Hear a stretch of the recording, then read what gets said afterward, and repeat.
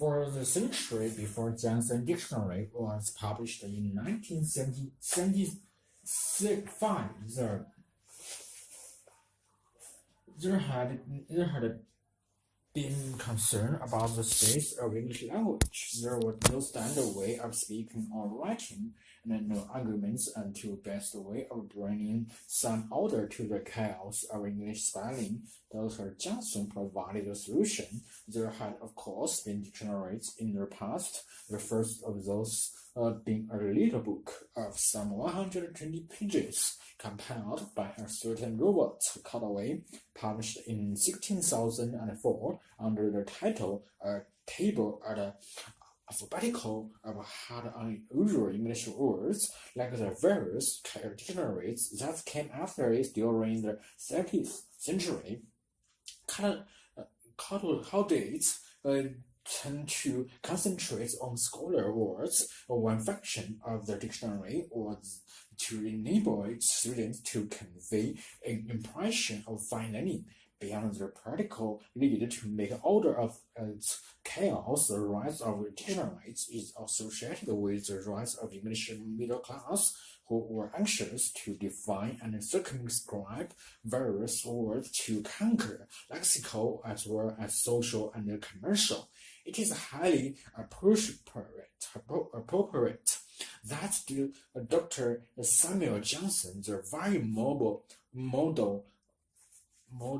of an 18th century literary man and famous in his own time as in ours, should have published his dictionary at the very beginning of the heyday of the middle class. Johnson was a poet and a critic who writes common sense to the heights of genius. His approach to the problems that had already writers throughout the late 17th and early 18th century was intensely practical. Up until his time, the task of producing a dictionary on such a large scale had seemed impossible without the establishment of an academy to make decisions about the right and wrong usage. Johnson decided that he did not need an academy to settle arguments about language. He would write a dictionary himself, and he would do it single-handed.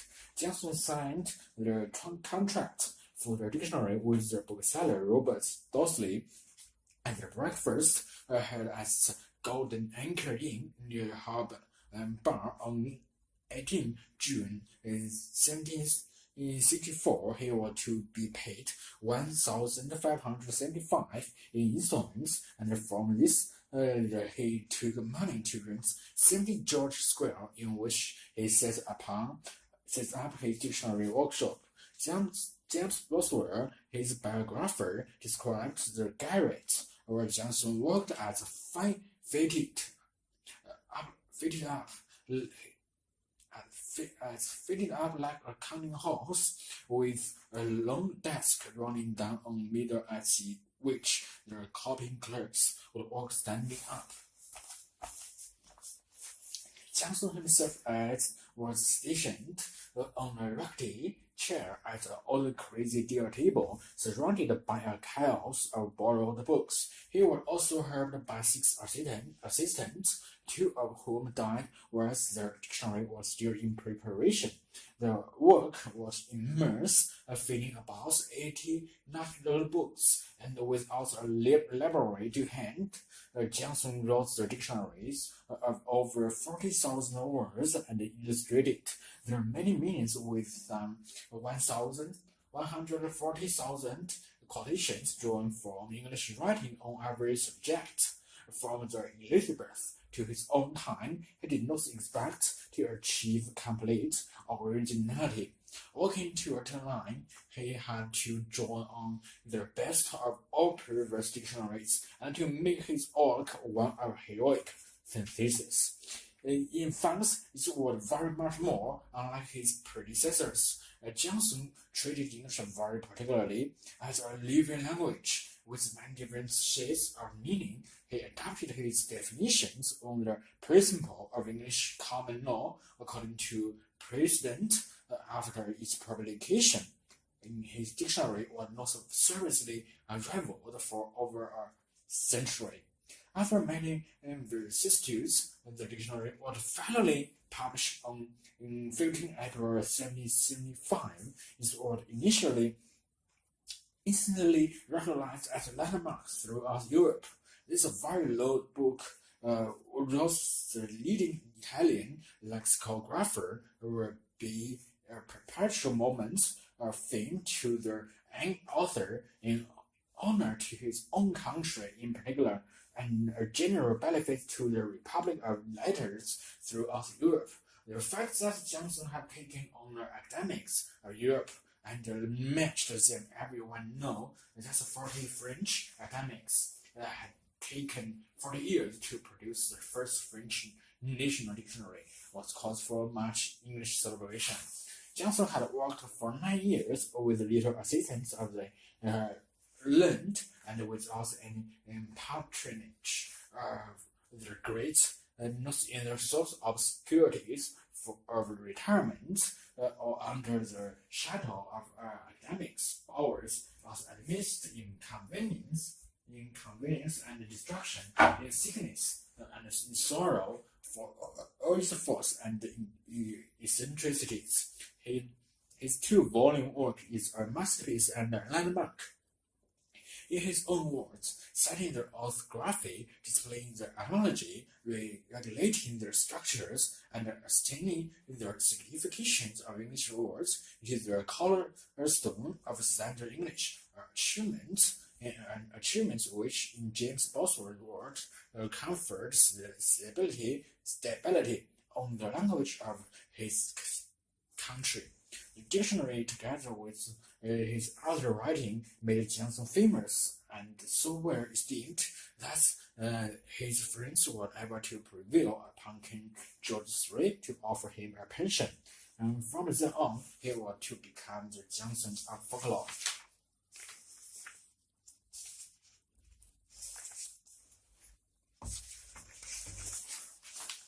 Nature on nature.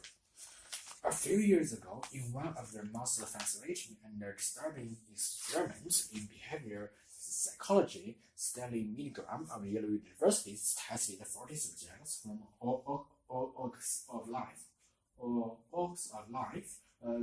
for their willingness to obey instructions given by a leader in a situation in which the subjects, Milgram, taught each volunteer teacher subject that the experiments were in a lower course of education and were designed to test whether or not publishing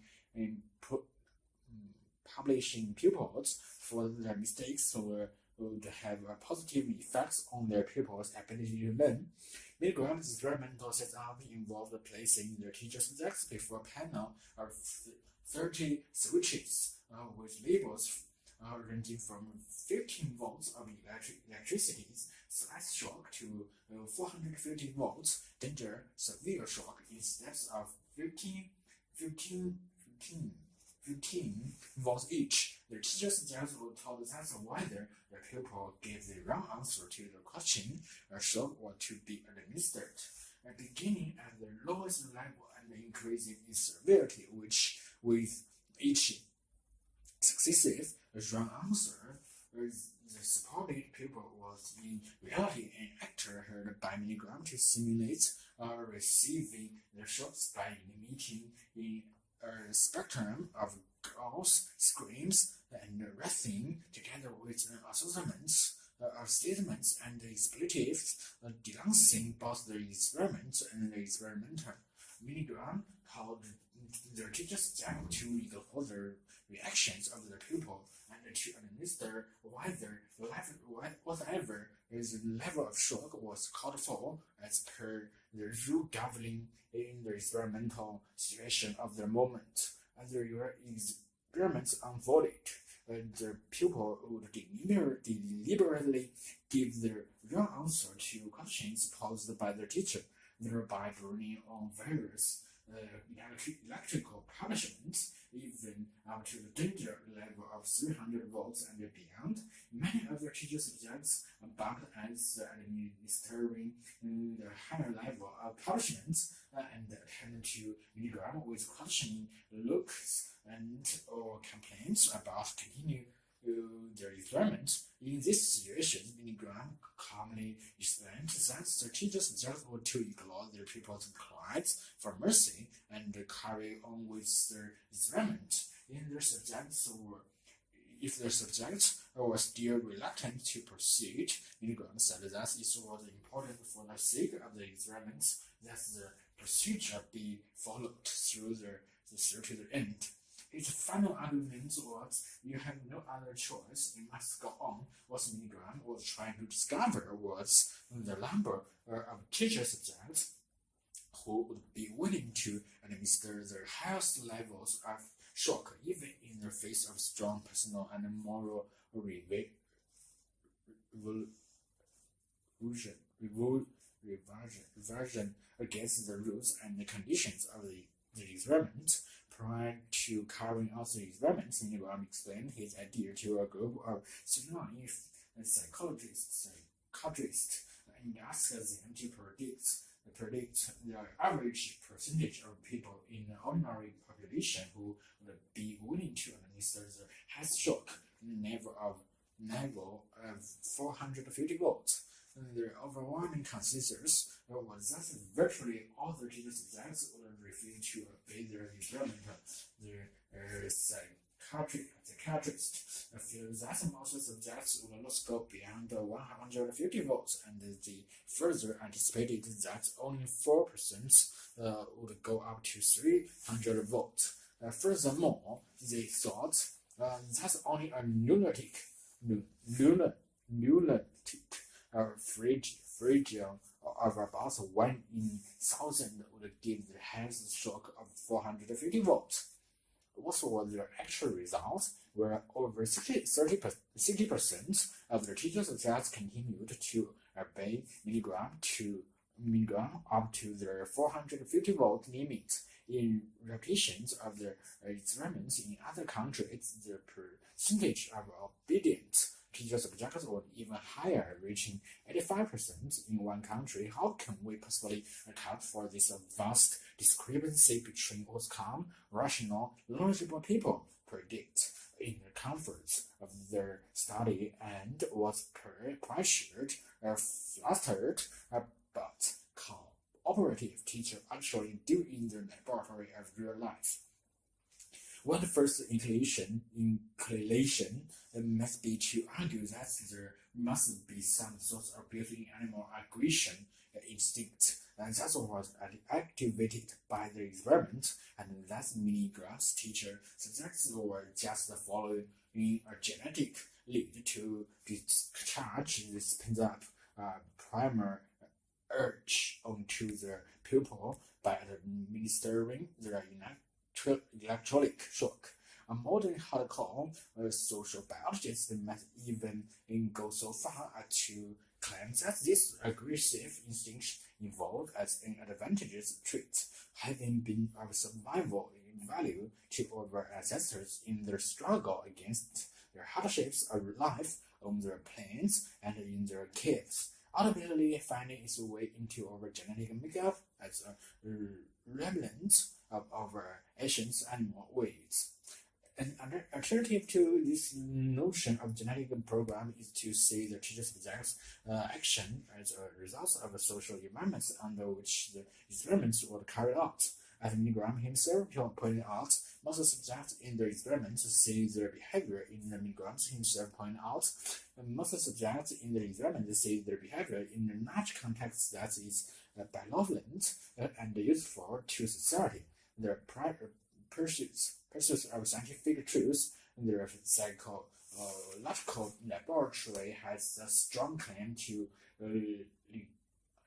legitimacy and evokes trust and confidence in those who perform their an action such as shocking a victim, which in isolation appears evil, acquires a completely different meaning in one place in this setting. Thus, in this explanation, the subject submerges his unique personality and personal and moral code with that that of large institutional structures surrounding individual properties like loyalty, self-sacrifice, and discipline to the service of malevolent system of authority. Here, we have two radically different explanations for why so many teacher subjects were willing to forego their sense of personal responsibility for the sake of an institutional authority figure. The problem for biologists, psychologists, and anthropologists in the two sources also which of these two polar explanations is more plausible. This, in essence, is the problem of modern social biology, to discover the degree to which hardware genetic programming dictates, or at least strong biases, in the interaction of animals and humans with their environment. That is their behavior. Another way social biology is concerned with elucidating in the biological basis of all behavior.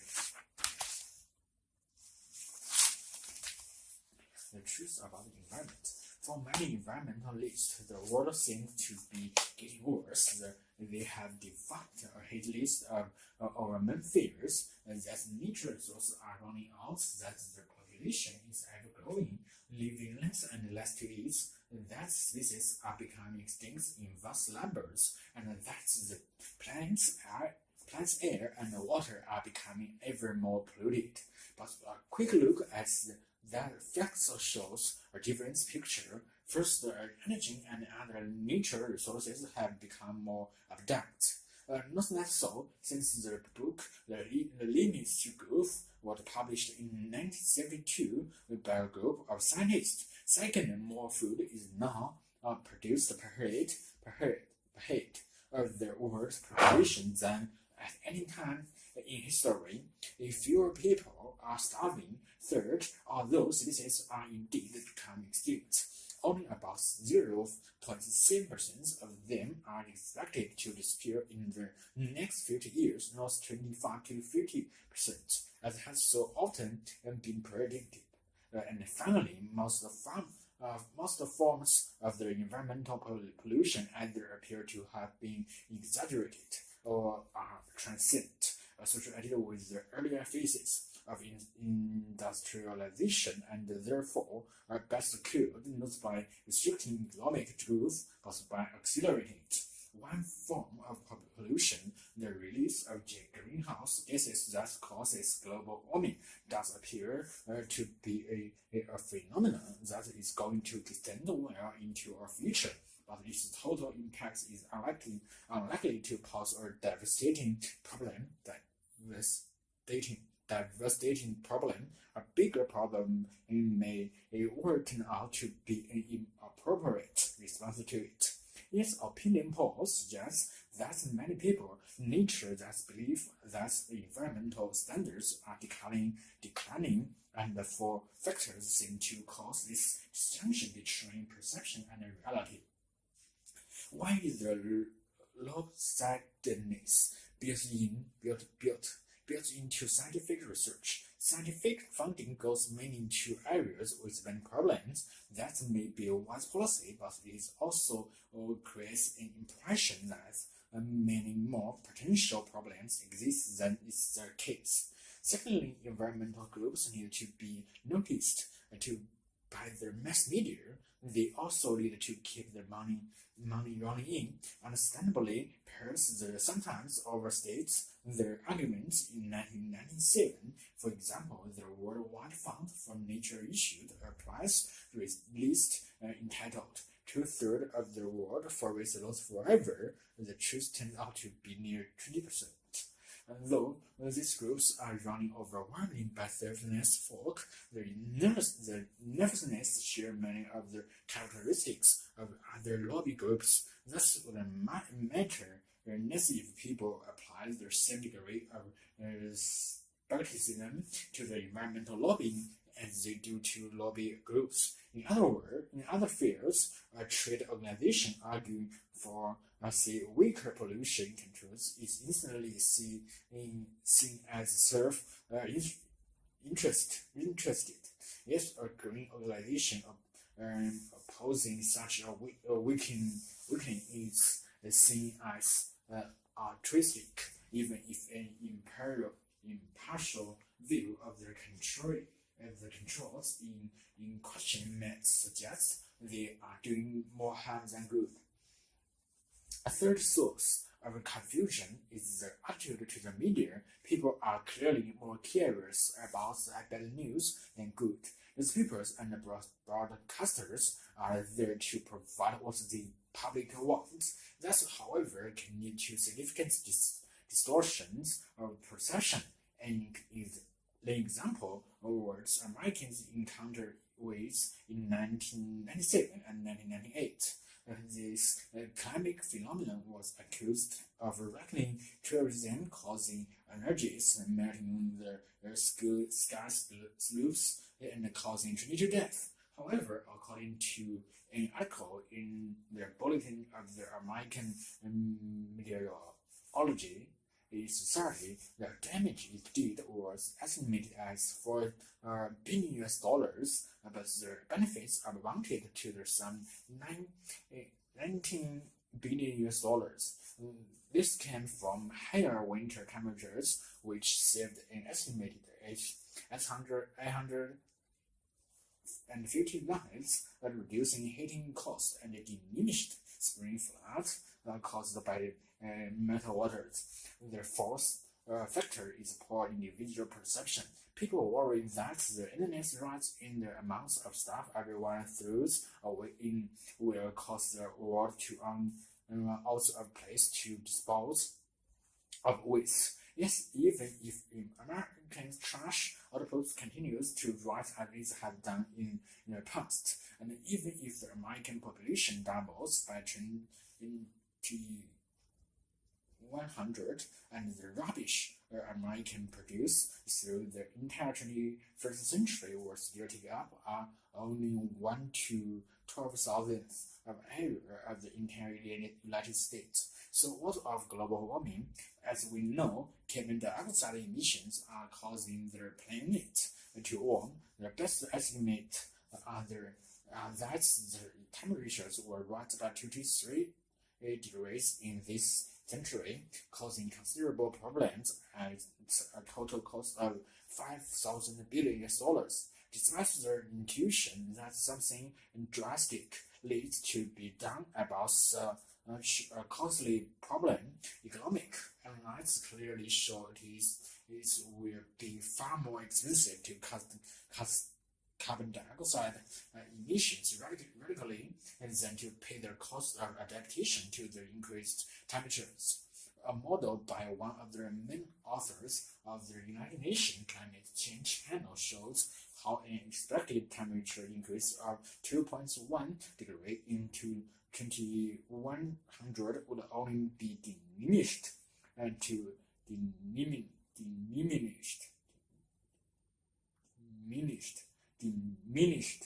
to an increase of 1.9 degree, or to put this another way, in the temperature increase that the planet would have experienced in 2094 would be correspond to 2100. So this does not prevent global warming, but merely bans the world 6 years. Yes, the cost of reducing carbon dioxide emissions for the United States alone will be higher than the cost of solving the world single most pressing health problem, providing universal access to clean drinking water and sanitation. Such measures would avoid 2 million deaths every year and prevent 500 million people from becoming seriously ill. It is crucial that we look at the facts if we want to make the best possible decisions for the future. It may be costly to be over-optimistic, but more costly still to be too pessimistic.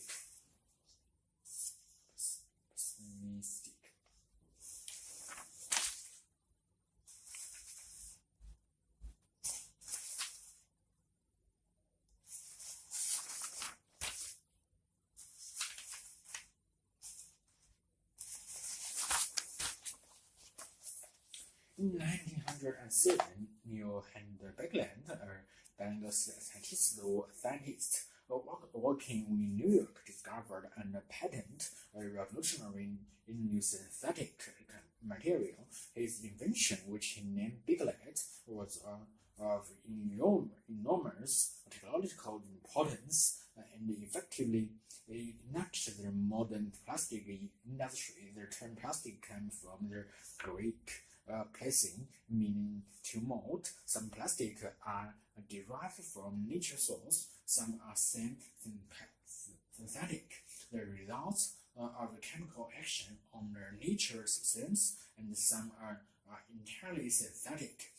That is, chemically engineered from the constituent of coal or oil. Some are thermoplastic, which means that, like candle wax, and they melt when heated and can then be reshaped. Others are thermocycling, like eggs. They cannot revert to their original viscous states, and their shape is thus fixed forever. Biglites had the distinction of being the first totally synthetic thermocycling plastic. The history of today's plastic begins with the discovery of a series of semi-synthetic thermoplastic materials in the mid-19th century. The impetus behind the development of these earlier plastics was generated by a number of factors: immense technology progress in the domain of the chemistry, coupled with wider culture changes, and the plastic need to find an acceptable substance for dwindle supplies of luxury materials such as tortoiseshell and ivory. Bigland's interest in plastics began in 1885 when, as a young chemistry student in Bangalore, he embarked on research into phenolic resins. The group of sticky substance produced when phenol carbolic acid combined with aldehyde of volatile fluid similar to alcohol. He soon abandoned the project, however, only returning to it some years later. By 1905, he was a wealthy New Yorker, having recently made his fortune with the invention of a new photography called paper, where Bigland had been busily amassing dollars. Some advanced had been made in the development of plastics. The years 1999 and 1900 had seen the peddling of the first synthetic thermocycling material that could be manufactured on an industrial scale. In purely scientific terms, Bigland's major contribution to the field is not so much the actual discovery of the material to which he gives his name, but rather than the method by which a reaction between phenol and formaldehyde could be controlled. Thus, the making principle is preparation on a commercial basis. On 13 June 1907, Bigland took out his famous patent describing his preparation, the essential features of which are still in use today. The original patent outlined a three-stage process in which phenol and formaldehyde from wood or coal were initially combined under vacuum inside a large egg-shaped kettle. The result was a resin known as lava-lock, which became soluble and malleable when heated. The the resin was allowed to cool in shallow trays until it's hardened and then broken up, and the resin was allowed to cool in shallow trays until it's hardened and then broken up and ground into powder. Other substances were then introduced, including fillers such as wood flour, asbestos, or cotton, which increase the stress and the moisture resistance. Catalyst substance to speed up the reaction between two chemicals without joining together, and hexes are compound of ammonia and formaldehyde, which supplied the additional formaldehyde necessary to form a synthetic resin. This resin was then left to cool and harden and ground up a second time. The resulting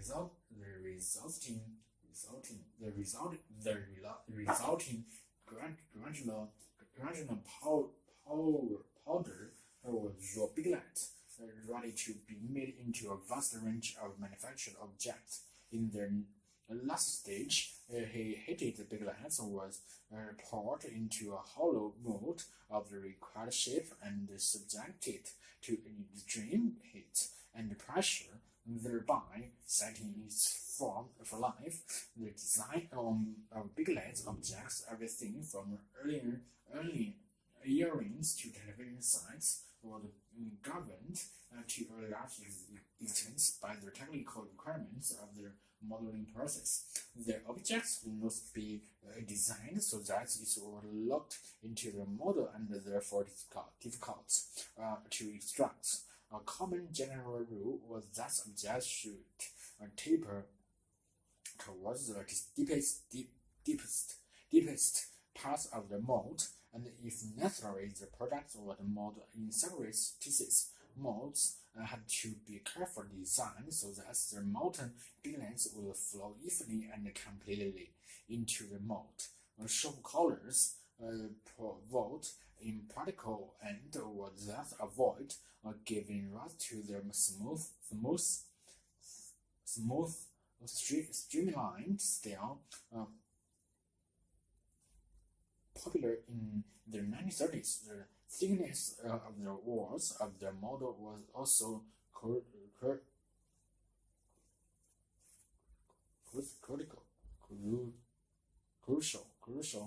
Thick walls due longer to cool and harden, a factor which had to be considered by the designer in order to make the most efficient use of machines. Piglet's invention, although treated with disdain in the early years, went on to enjoy an unparalleled popularity which lasted throughout the first half of the 20th century. It's become the wonder products of the new world of industrial expansion.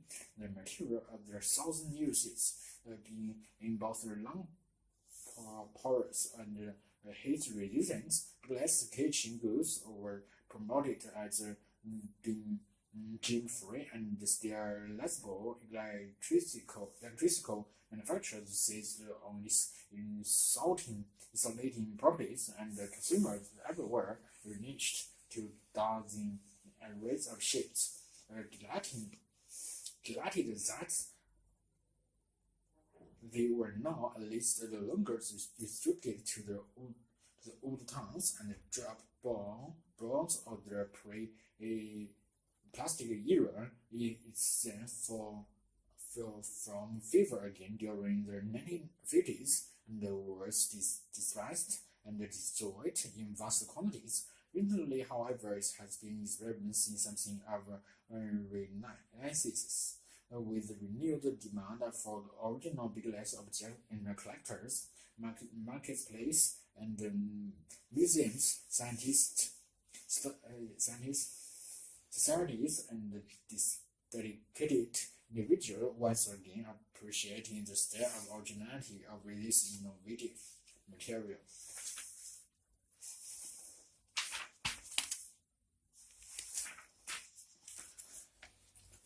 Joe comes over the headphones. Which side of the dog has the most hair? That's no, not funny. Try again. Which side of the dog has the most hair? The outside. The punchline is silly. It is fitting. Tempting a smile, even a laugh. Laughter has always struck people as deeply mysterious.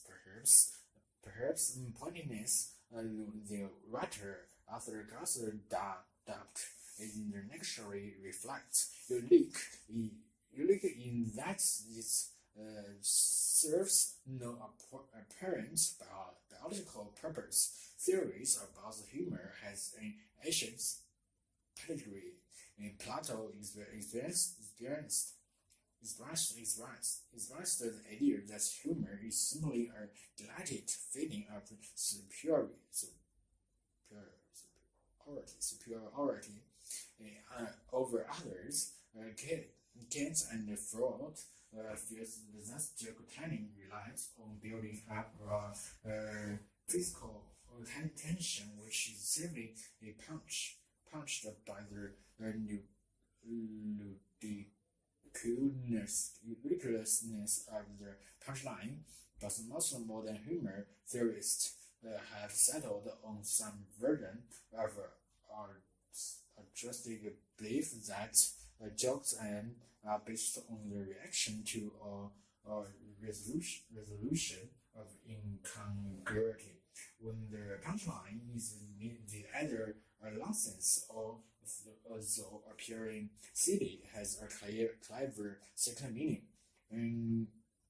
which are computational linguistic in this studies the linguistic structures of jokes in order to understand not only the humor but the language understanding, and the reasoning jokes in order to understanding not only humor but the language understanding and the reasoning in machines. He says that where there is no single format for jokes, many revolves around a sudden and surprising conceptual shift. A comedian where presents a solution followed by an unexpected interpretation that is also apt. So even if a punchline sounds silly, the listener can see there is a clever thematic fit, and that sudden mental aha is the puzzle that makes us laugh. Viewed from this angle, humor is just a form of creative insight,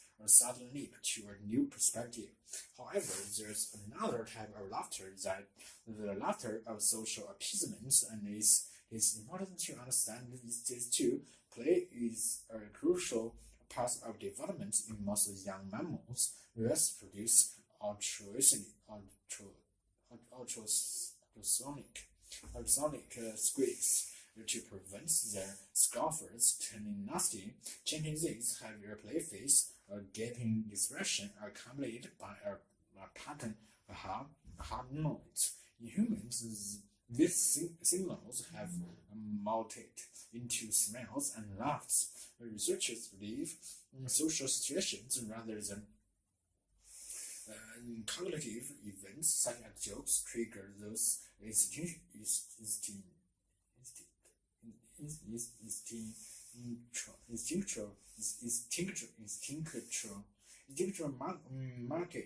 marks of play or appeasement. People laugh on fairground rides on or where tackle or to flag or play situation, whether they feel amused or not. Both social and cognitive types of laughter tap into the same expressive machinery in our brains, the emotion and the motor circuit that produce some smells and excited vocalizations. However, if cognitive laughter is the product of a more general source process, it should result from more extensive brain activity.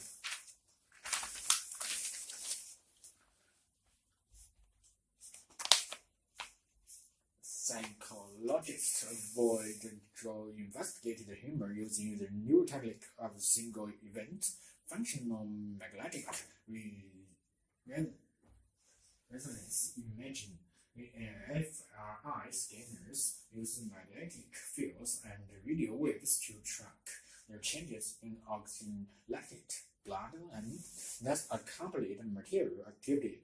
Until recently, MRI scanners needed several minutes of activity and so could not be used to track rapid thought processes, such as comprehending a joke. New developments now allow half-second snapshots of all sorts of reasoning and problem-solving activities. Also, Go feels inside a brain scanner was hardly the ideal place for appreciating a joke. He found evidence that understanding a joke involves a widespread mental shifts. His scans showed that at the beginning of a joke, the listener's prefrontal cortex lit up, particularly the right prefrontal believed to be critical from problem solving, but there was also activity in the temporal lobes at the side of the head, consistent with attempts to roles stored knowledge, and in many other brain areas. Then, where the punchline arrives, a new area sprang into life: the optoprefrontal cortex. This patch of brain tucked behind the orbits of the eyes is associated with evaluating information, making a rapid emotional assessment of the events of the moment is an extremely demanding job for the brain. Animal or human energy and arousal levels may need to be retained in the blank of the eye. These abrupt changes will produce either positive or negative feelings. The orbital cortex, the region that becomes active in growth experiments, seems the best candidate for the science that fits such feelings into higher level thought processes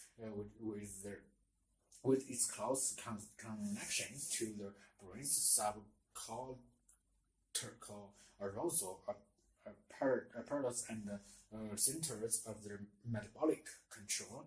Warm-blooded animals make constant tally adjustments in arousal in response to external events, but humans who have developed a much more complicated internal life as a result of language respond emotionally not only to their surroundings but to their own thoughts. Whether a thoughtful answer slips into place, there is a shudder of pleased recognition, corrective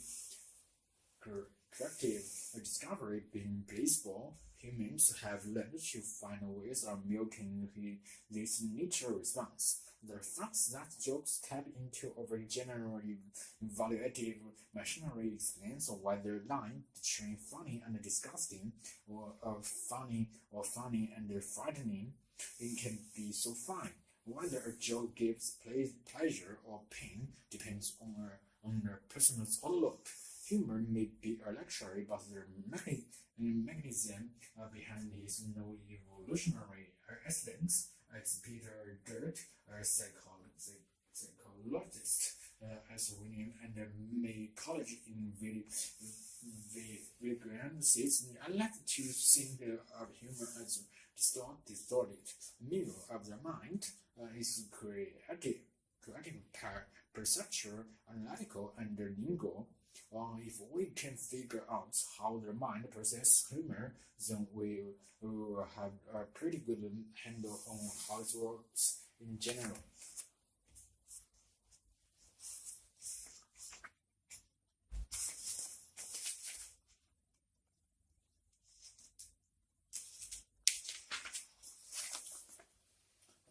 World science is dominated today by a small number of languages, including Japanese, German, and French. But it is English, which is probably the most popular global language of science. This is not just because of the importance of English-speaking countries such as the USA in scientific research. There are scientists of many non-English-speaking countries find that they need to write their research papers in English to reach a wide international audience, given their promising scientific English today. It may seem surprising that no one really knew how to write science in English before the 17th century. Before that, Latin was regarded as a lingua franca for European intellectuals. The European Renaissance in the 14th to 15th century is sometimes called the revival of learning, a time of renewed interest in the lost knowledge of classical times. At the same time, however, scholars also began to test their extent to this knowledge. The emergent nation-states of Europe developed a competitive interest in world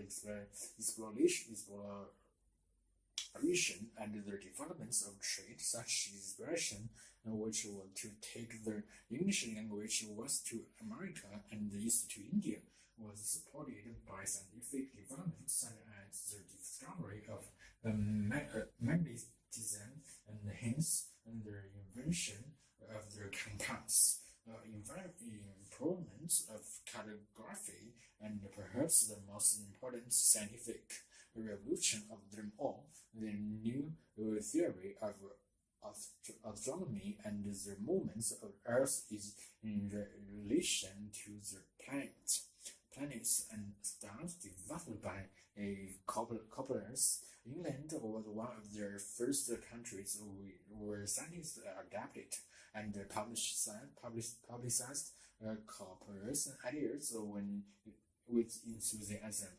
Some of these scholars, including two with interest in language, John Will and John Wilkins, helped found the Royal Society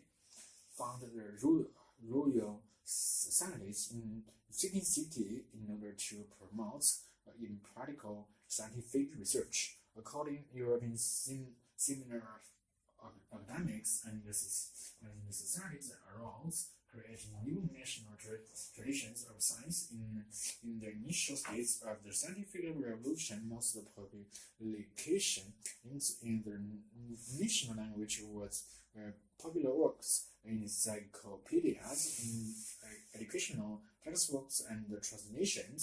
Original science was not done in English until the second half of the 17th century. For example, Newton published his mathematical treatise known as the Principia in Latin, but published his later work on the properties of light articles in English. There were several reasons why original science continued to be written in Latin. The first was simply a matter of audience. Latin was suitable for an international audience of scholars, whereas English reached a society wider but more local audience. Hence, popular science was written in English. A second reason for writing in Latin may preservedly have been a concern for secrecy. Open publication had endangered in putting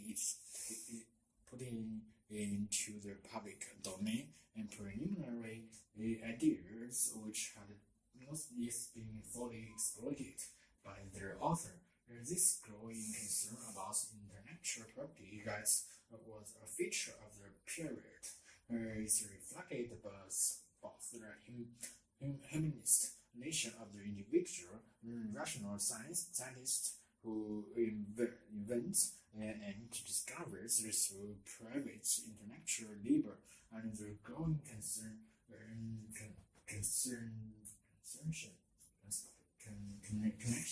connection between original science and commercial exploitation. there was something of a social distinction between scholars and gentlemen who understood learning and men of trade who lacked a classical education, and in the mid-17th century it was common practical for mathematicians to keep their discoveries and prove secrets by writing them in cipher in obscure languages or in private message deposited in their sealed books with the royal society.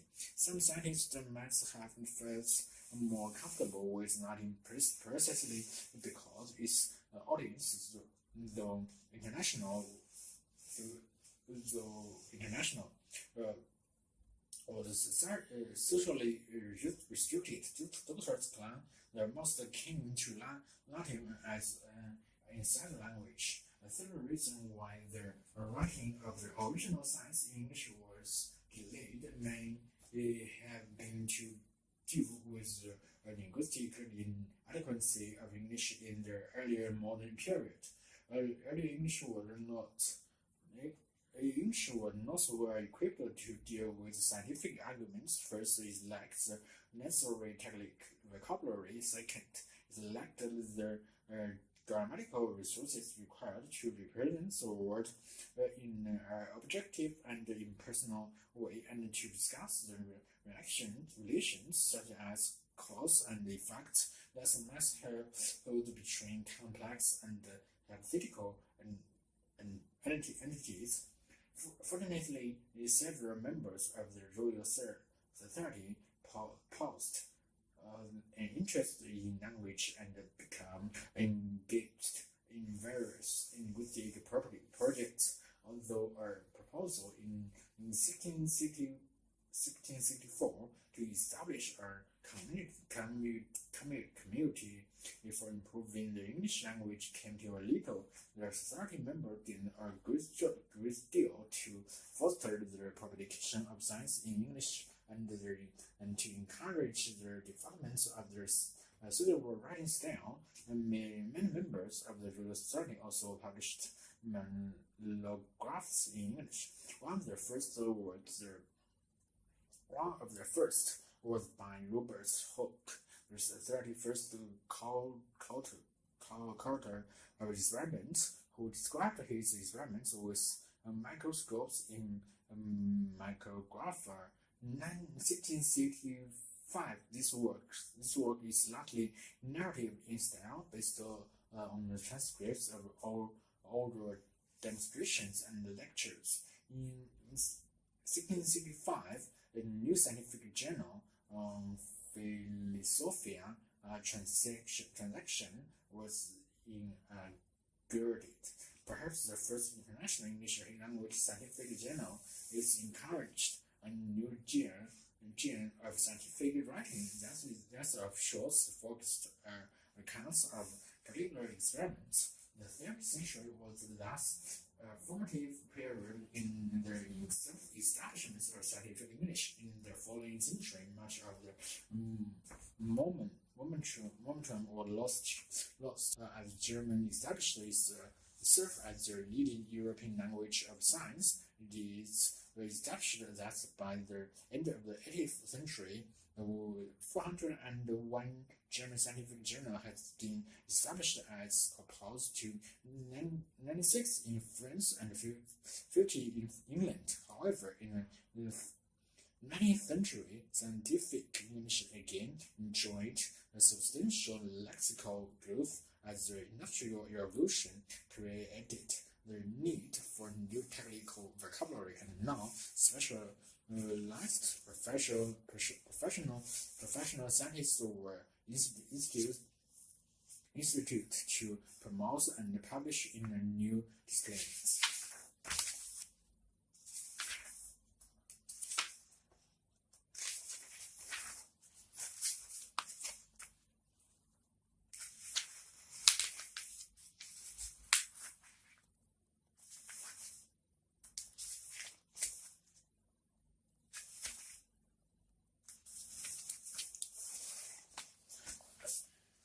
Education to be more was published in last August through the report of the New Zealand government's Early Childhood Care and Education Working Group. The report argued for enhanced equality of access and better funding of child care and early childhood education institutions. Unquestionably, that's a real deed, but since parents don't normally send children to preschools until the age of 3, we missing out on the most important years of all. 13 years study of early childhood development of Harvard University has shown that by the age of 3, most children have the potential to understand about 1,000 words, most of the languages they were used in ordinary conversation for the rest of their lives. Furthermore, research has shown that every child is born with a natural curiosity. It can be surprised dramatically during their second and third year of life. Researchers claim that the human personality is formed during their first 2 years of life, and during their first 3 years, children learn their basic skills they will use in all their later learning, both at home and at school. Once over the age of 3, children continue to expand their own existing knowledge of the world. It is generally acknowledged that young people from poor social economic background tend to do less well in our educational system. That's observed not just in New Zealand, but also in Australia, Britain, and America in their attempt to overcome their educational achievements. A nationwide programming called Head Start was launched in the United States in 1965. A lot of money was poured into it.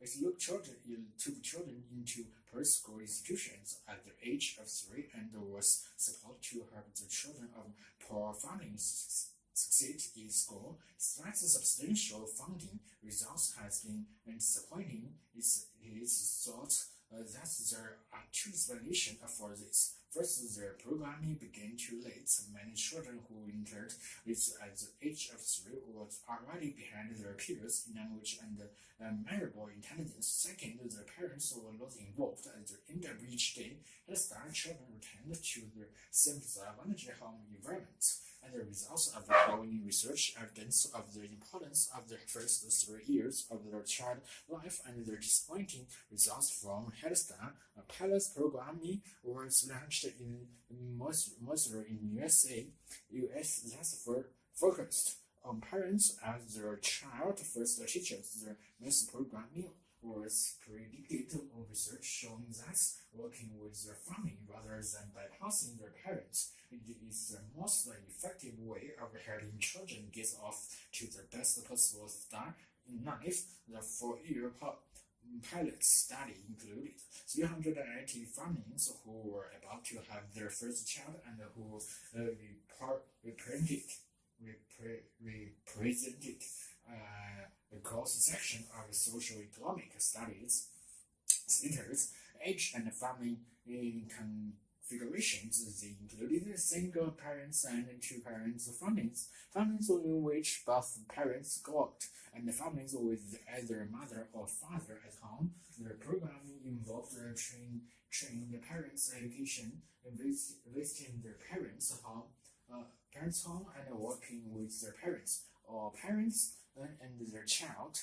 Information on child developments and guidance on things to look for and expect as their child grows also over a period, plus guidance in fostering their child intellectual, language, social and motor skill developments, periodical checkups of their child educational and sensory developments, hearing and vision were made to detect possible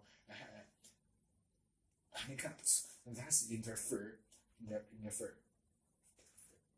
with growth and development. Medical problems were referred to professionals. Parents, educators made personal visits to homes and monthly group meetings were held with other new parents to share experience and discuss topics of interest.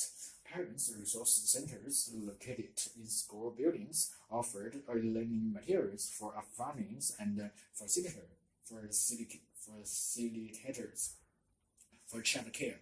All the age of 3, the children who had been involved in master programming was evaluated alongside a cross-section of children selected from the same range of socio-economic backgrounds and family situations, and also a random sample of children and that age. The results was phenomenal. By the age of 3, the children in the programming was significantly more advanced in language development than their peers, had made greater strides in problem solving and other intellectual skills, and were further along in social development. In fact, the average child on the programming was performing at the level of the top 15 to 20% of their peers in such things as auditory comprehension, verbal ability, and language ability. Most important of all, the traditional measures of risking, such as parents' age and education, or whether they were a single parents, bore little or no relationship to the measures of achievements or language developments. Children in the programming performed equally well, regardless of social economic disadvantage. The child abuse was virtually eliminated. The one factor that was found to affect the child development was family stress, leading to poor quality of parents-child interaction. That interaction was not necessarily bad in poor families. These research findings are exciting. There is a growing evidence in New Zealand that children from poor society, socio-economic background are arriving at school less well developed, and that's what our school system tend to perpetuate, and that's disadvantages. The initiative outlined above could break that cycle of the disadvantage. The concepts of working with parents in their house or as their place of work quite markedly with the reports of the earlier childhood care and education working group. Their focus is on getting children and mothers access to child care and institutionalize the earlier childhood education.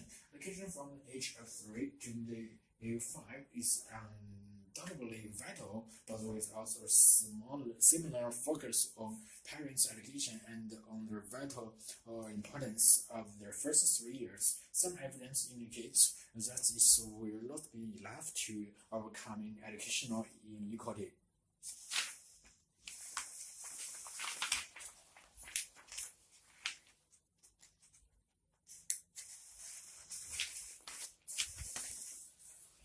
The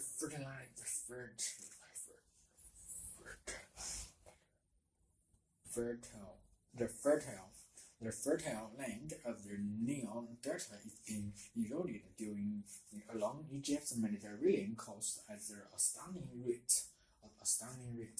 In some parts estimated at 100 meters per year, in the past lands scored away from the coastline by the currents of the Mediterranean Sea used to be replaced by sediments brought down on the delta by the river Nile.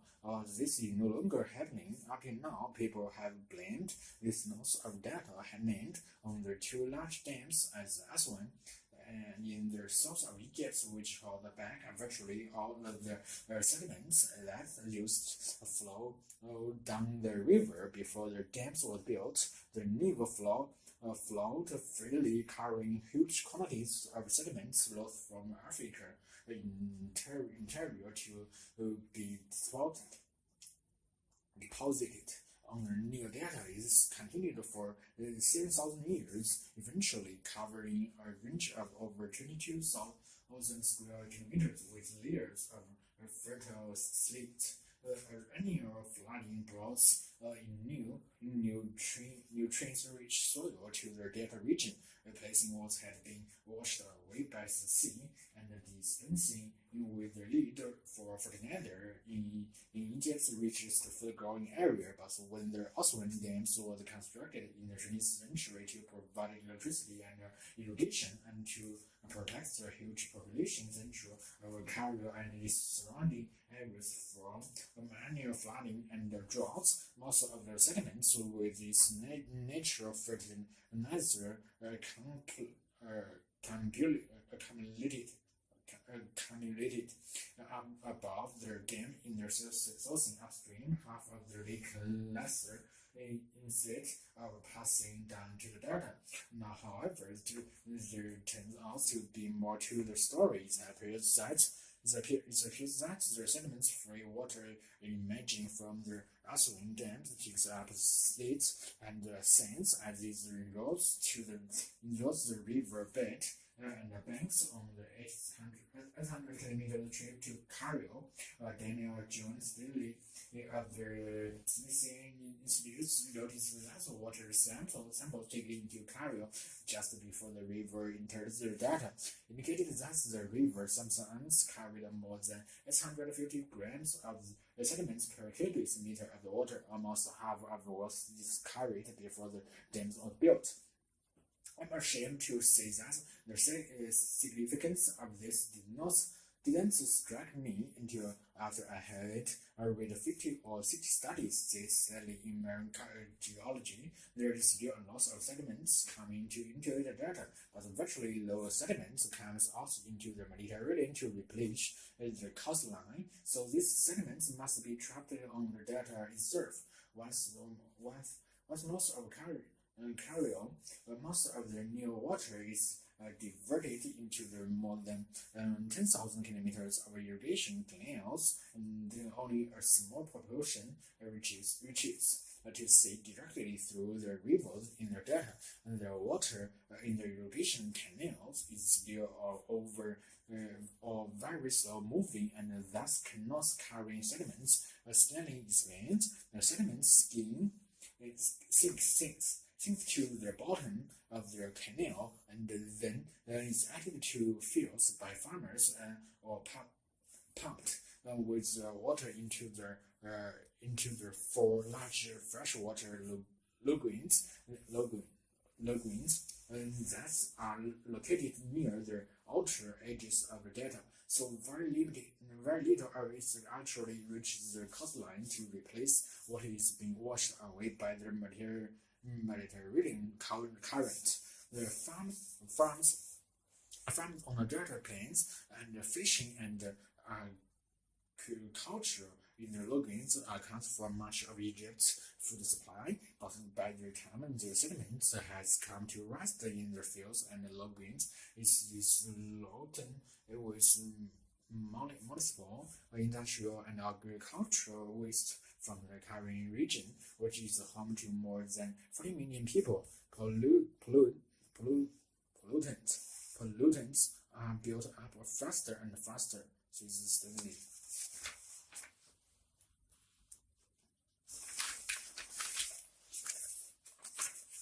Based on his investigation of sediments from the delta lagoons, Frederick Single of George Washington University concurs. Imagining lagoon, for example, the increase in mercury, lead, copper, or zinc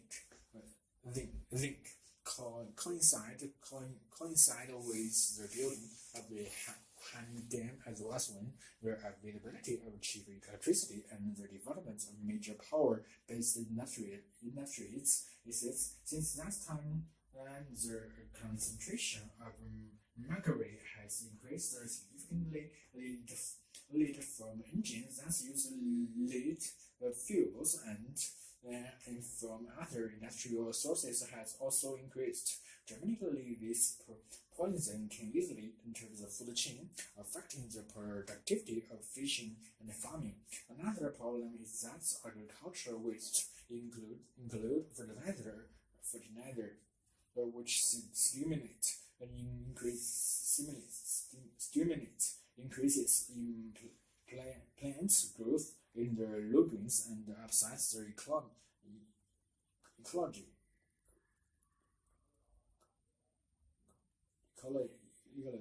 Of the area with serious effects on the fishing industry.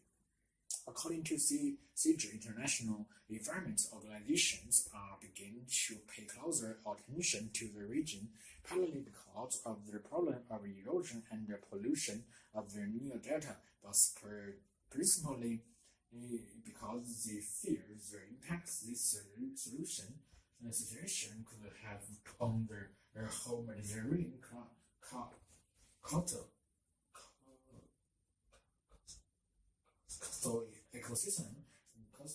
But there are no easy solutions in the immediate future. Study believes that one solution would be to make artificial floods to flush out the delta waterways in the same way the natural floods did before the construction of the dams cases. However, that is a long-term alternative process, such as the desalination may have to be used to increase the amounts of water available. In my view, Egypt must devise a way to have more water running through the river and the delta, says Stanley. Easier said than done in a desert region with a rapidly growing population. After years in wilderness, then term artificial intelligence seemed poised to make a comeback. AI was big in the 1980s, but vanished in the 1990s. It's re-entered public consciousness with the release of AI, a movie about a robot boy. This has ignited public debates about AI, but the term is also be used once more within the computer industry. Researchers, executives, and marketing people are now using the expression with also irony or inverted commas, and it's not always hip. The term is being applied with some justification into products that depends on technology that was originally developed by researchers. Admittedly, the rehabilitation of the term has a long way to go, and some firms still prefer to avoid using it. But the fact that others are starting to use this again suggests that AI has moved along from being seen as over-ambitious and underachieving field of research. The field was launched, and the term artificial intelligence coined at a conference in 1956 by a group of researchers that include Marvin Minsky, John McCasey, Inherent Seaman, and Newell, all of whom went on to become leading figures in the field.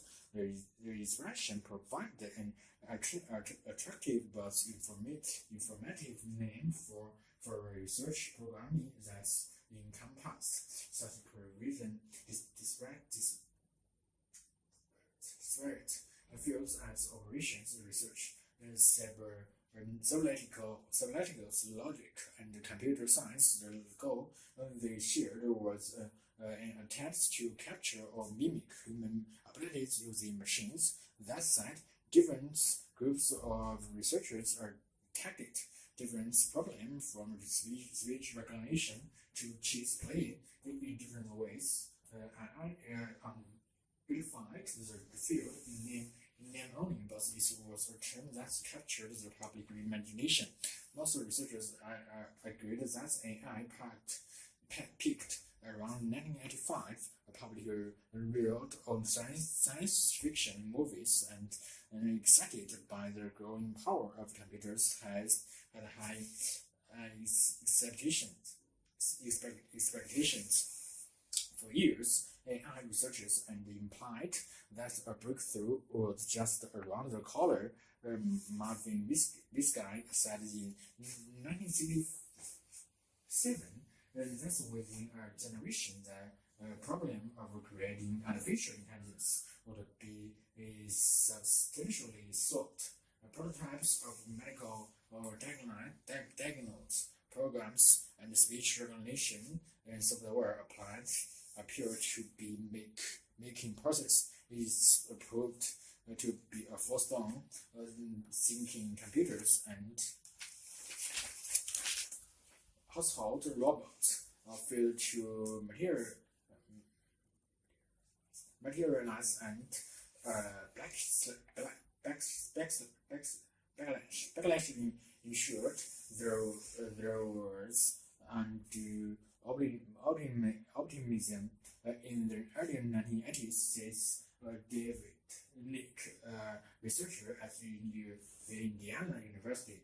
Then, when people realized that these were hard problems, there were retrenchments by the mid-1980s. The term AI was being avoided by many researchers who opted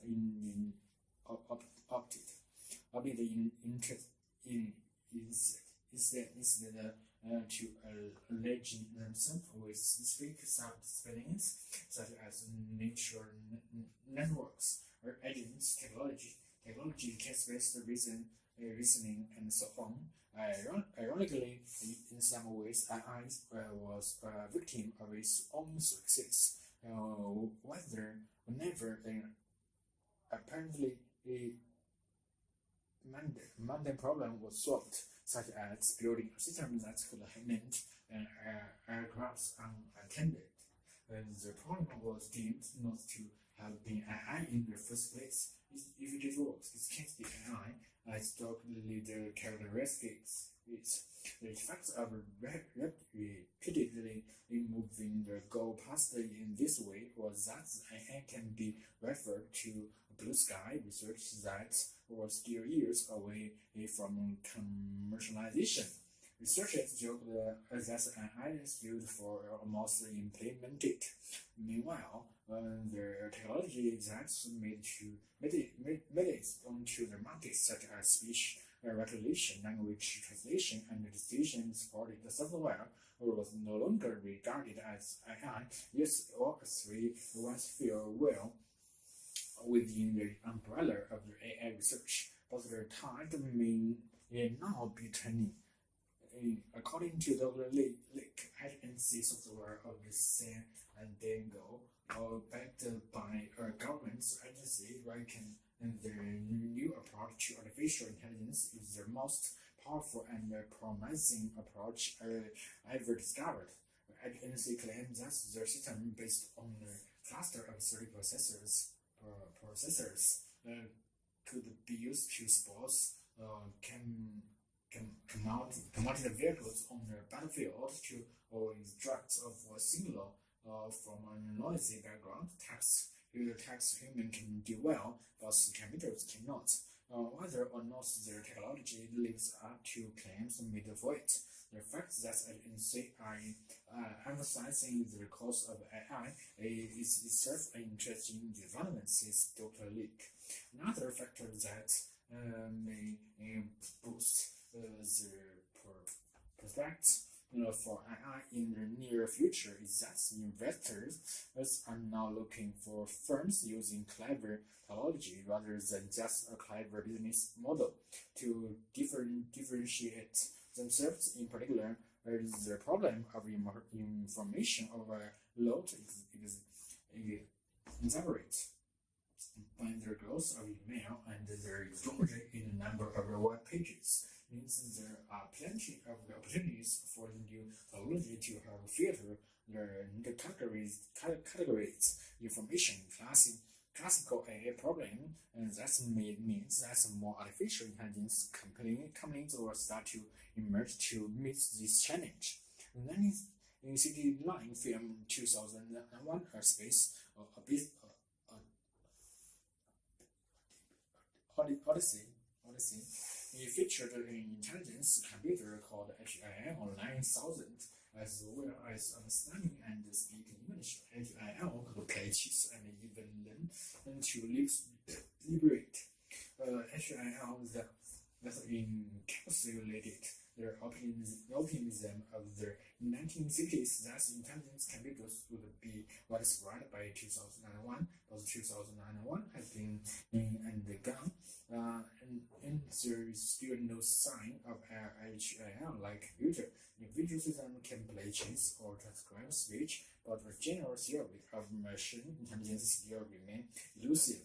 It may be, however, that the comparison with HIL no longer seem quite so important, and AI can now be judged by what it can do rather than by how well it is matched up to 30 years old science fiction film.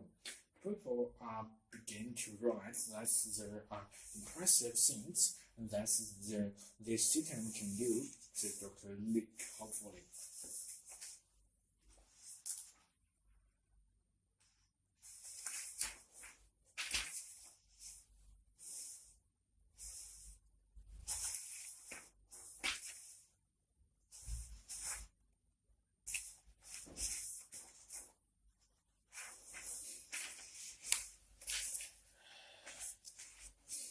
Impacts of wilderness tourism.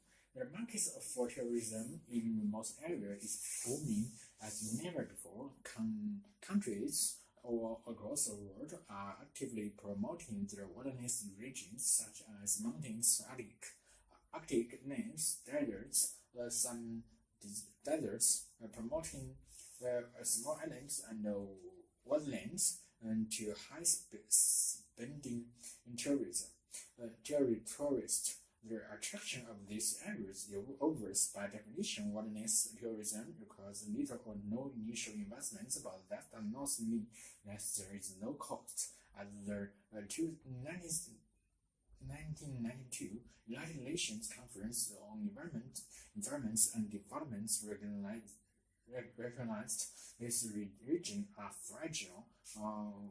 For example, highly vulnerable to abnormal pressures, not just in terms of their ecology, but also in terms of culture of their inhabitants. The three most significant types of fragile environments in this respect, and also in terms of their proportion of the Earth's surface they cover are deserts, mountains, and Arctic areas. An important characteristic is their marked seasonality, with harsh conditions prevailing for many months each year. Consequently, most human activities, including tourism, are limited to quite clearly defined parts of the year.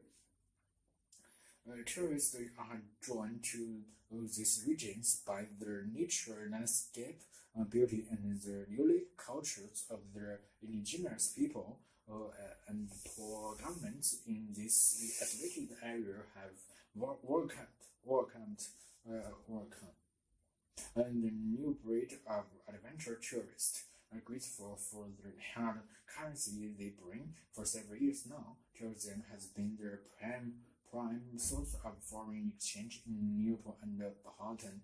Tourism is also a key element in the economics of Arctic zones such as Lapland and Alaska, and the desert areas such as Area Rock in Australia and Arizona Monument Valley. Once a location is established as a main tourist destination, the effects on the local community are profound.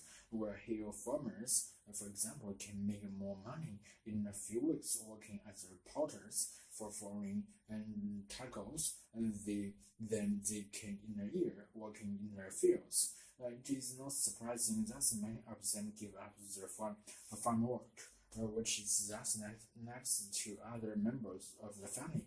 In some hill regions, this has led to a serious decline in farm outputs and a change in the local diet, because there is insufficient labor to maintain terrace and the irrigation system and tend to crops. The result has been that many people in these regions have turned to outside supplies of rice and other foods. In Arctic and desert societies, year-round survival has traditionally depended on hunting animals and fish and collecting fruits over a relatively short season. However, as some inhabitants become involved in tourism, they no longer have time to collect wild food. This has led to increasing dependency both food and stores. Tourism is not always the culprit behind such changes. All kinds of wage labor or government's handouts tend to undermine traditional survival systems. Whatever the cause, the dilemma is always the same. What happens if this new external source of income dry up? The fiscal impact of visitor is another serious problem associated with the growth of adventure tourism. Much attention has focused on erosion along major trails, as perhaps more important are the deforestation, and the impacts on water supplies arising from the need to provide tourists with cooked food and hot showers in both mountains and deserts. The slow-growing trees are often the main source of fuel, and water supplies may be limited or vulnerable to degradation through heavy use. Stories about the problems of tourism have been leaking in the last few years. Yet it does not have to be a problem, although tourism inevitably affects the region in which it takes place. The cost of these fragile environments and their local cultures can be minimized. Indeed, it can even be a vehicle for reinvigorating local culture, as has happened with the shift of Little Collective Valley and in the same villages. And a growing number of adventure tourism operators are trying to ensure that their activities benefits the local population and the environment over the long term. In the Swiss Alps communities have decided that their future depends on integrating tourism more effectively with the local economy. Local concern about the rising number of second-home developments in the Swiss there's results in limits being imposed on their growth. There has also been a reliance in communal cheese production in this area, providing the local with a reliable source of income that does not depend on outside visitors. Many of the Arctic tourist destinations have been exploited by outside companies who employ transient workers and repatriate most of their profits to their home base. But some Arctic communities are now operating on tour businesses themselves, thereby ensuring that their benefits accrue locally. For instance, a native corporation in Alaska employing local people is running an air tour from ecology to Kosovo, where tourists eat Arctic food, walk on the tundra and watch local musicians and dancers. Native people in the diverse regions of the American Southwest have followed the similar strategies in encouraging tourists to visit the pueblos and reservations to purchase high-quality handicrafts and artwork. The Acoma and San Francisco have established highly profitable pottery businesses, where the Navajo and Hanko groups have been similarly successful with jewelries. Too many people living in fragile environments have lost control over their economies, their culture, and their environment. When tourism has penetrates their homelands, many restricting tourism can be the solution to the imbalance, because people desire to see new places will not just disappear. Instead, communities in fragile environments must achieve great control over tourism ventures in their regions. In order to balance their needs and aspirations with the demands of tourism, a growing number of communities are demonstrating that with fair communal decision making, this is possible. The critical question now is whether this can become the normal rather than the exception. For all beauty, the problem with tuft glass. On 2nd August 1999, a particularly hot day in the town of Ielts in the UK, a large pane of the toughened glass in the roof of the shopping center, as bishops walked shattered, was also warning and fell from its frame. When fragments were analyzed by experts at the James Glasses manufacturer Pilkington, which had made the panel, and they found that minute crystals of nickel sulfide trapped inside the glass and had almost certainly caused their failure. The glass industry is aware of the issue, says Britain one of the chairman of the standards committee at the Glass and Glancing Federation, a British trade association, and the standard development officer at Pilkington, but he insists that cases are few and far between. It is a very real phenomenon, he says. Others disagree. On average, I see about 1 or 2 buildings a month suffering from nickel sulfide related failures. These biologists are consultants engineers involved in the bishop's work investigation. Other experts of similar experiences Tolly Willing of London and based consulting engineer Sandberg and Simon Armstrong at the Clyde Tech Associates in Hampshire both say they knew of the hundreds of cases. What you hear is only a tip of the iceberg. Says travel food glass experts at Resolve Engineering in Brisbane, Queensland. He believes the reason is simple. No one wants a better price. Toughened glass is found everywhere, from cars and bus shattered to the windows, walls, and the roofs of thousands of buildings around the world.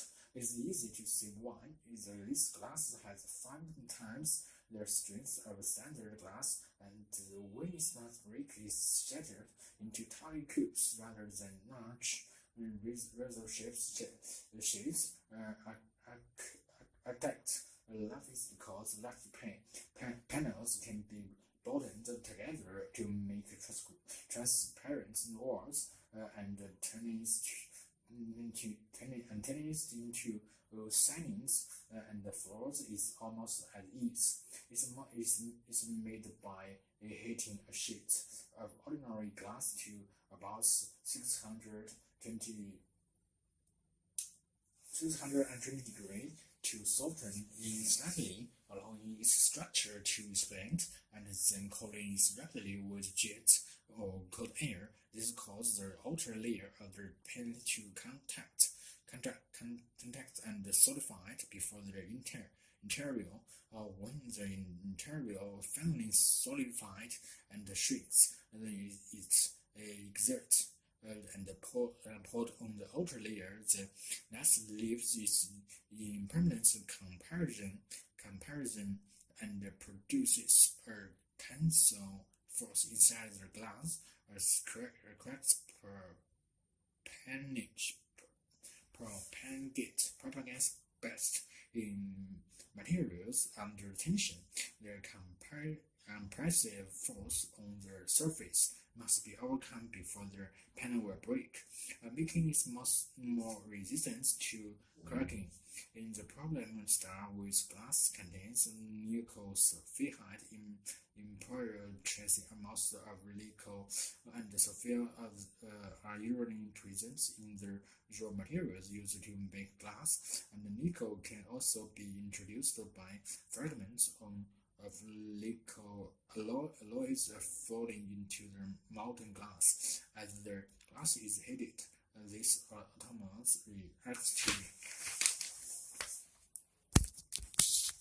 form a metallic crystal of the nickel sulfide. Just a tenth of the gram of the nickel in the first can create up to 50,000 crystals. Then crystals can exist in two forms: a dense form called the alpha phase, which is stable at a high temperature, and the less dense form called the beta phase, which is stable at room temperature. The high temperatures used in the toughing process converts the crystals to the dense contact alpha form, but the subsequent cooling is so rapid that the crystal don't have time to change back to the beta phase. This leaves unstable alpha crystal in the glass plane like a coin spring, ready to revert to the beta phase without warning. When this happens, the crystal units burn up to 4%, and if they are within the central tensile region of the phase pan, squeezes this unleashed can shatter the whole sheet. The time that left before failure occurs is unpredictable. It could happen just months after manufacture or decades later, although if the glass is heated by sunlight, or for example, the process is speeded up. Ironically, she is James Lloyd of consulting engineering in London, the oldest panel of toughened glass known to have failed due to nickel sulfide inclusions was particularly lastly research building in lasting. The panel was 27 years old. Data showing the scale of the nickel sulfide problem is almost impossible to find. The picture is made more complicated by the fact that these crystals occur in batches. So even if on average there is only one inclusion in 7 tons of glass, if you experience one nickel sulfide failure in your building, that problem means you have got a problem in more than 1 pound. John says that in the last decades he was worked on over 15 buildings with a number of failures into double figures. One of them was the experience of this waterfront palace, which was completed in 1990. Over the floor in decades, the 40 stories Brisbane block suffered a rush of failure. 80 panels of its toughened glass settled due to inclusions before experts were finally called in. John Barry, an expert in nickel sulfide contamination at the University of Queensland analyzed every glass panel in the building using a stereo camera. A photographer went up in the corridor to take photos of every panel. These were scanned under a modified microfiche reader from a single of liquid sulfide crystal. We discovered at least another 120 and 50 panels with potentially dangerous inclusions, which were then replaced. It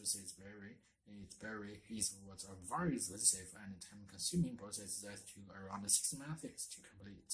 Those projects will cost 1.6 million in Australian dollars, near 700,000 pounds. The alternative, recladding the entire building, would have cost 10 times as much.